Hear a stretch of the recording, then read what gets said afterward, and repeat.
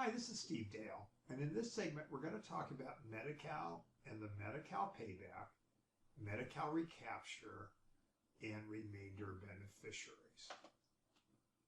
So, under federal law, it states that upon the death of the designated beneficiary, funds remaining in the ABLE account after payment of all outstanding qualified disability expenses must be used to reimburse the states for any medical assistance from Medicaid benefits that the designated beneficiary received if the states file a claim for reimbursement. Pennsylvania was the first state to take a look at that and go, well, we know how to eliminate the claim for Pennsylvanians. Here we'll pass a law that says that the state will not file a claim. California said that's really cool, and they passed a very similar law that prohibits the state from filing a claim for any payment under the ABLE Act. Now keep in mind, California can only forgive a lien for any Medicaid used in California and cannot use that for other states. So let's go through an example.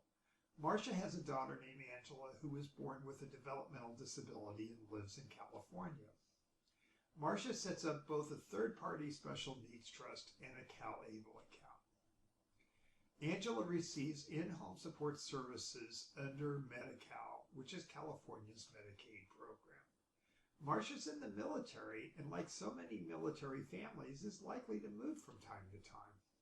So long as Angela only uses Medi-Cal and does not move to another state and use Medicaid in that state after the ABLE account was established, when she passes, there will be no lien. If, for instance, she were to move to Colorado, there would be a lien for any Medicaid she used in Colorado after the establishment of her CalABLE account. The third-party trust will not be subject to a lien because it was never owned by Angela. If Marcia is concerned about the possibility of a lien in Angela's Medi-Cal amount upon her death, she might consider using a special needs trust as her primary savings vehicle and pouring over funds in the CalABLE account as needed for Angela's needs. So, let's talk a little bit about CalABLE and the Medi-Cal Recapture. So, under California law, for all Californians here, there's a concept called Recapture, which is basically a lien for any Medi-Cal used for medical purposes for any Californian who uses Medi-Cal after the age of 55 if they have assets that go through a formal probate.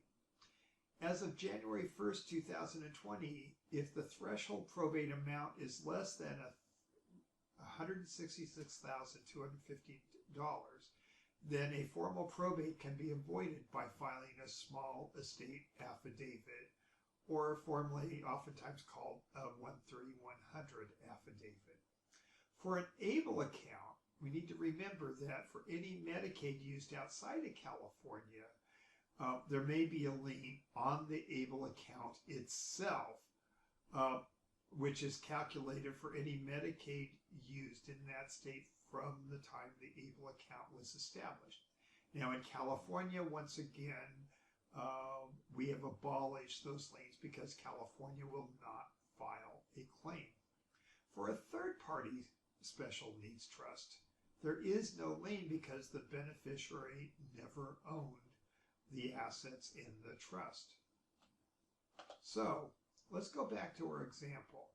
When a CalABLE is notified of a beneficiary's death, CalABLE will request satisfactory proof of death and documentation from the executor or administrator of the beneficiary's estate.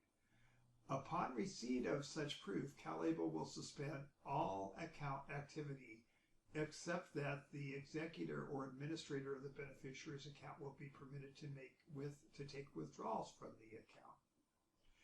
Please note that the balance of an account after the beneficiary's death may be subject to claims of other states under their Medicaid recapture guidelines.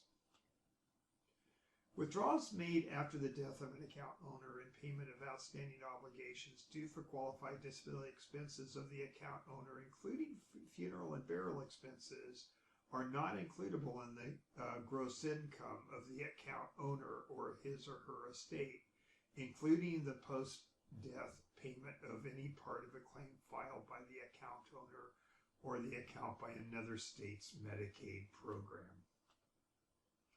Therefore, if the probatable estate is greater than $166,250 allowed by filing a small estate affidavit, then the remainder of the CalABLE account will be subject to a full probate.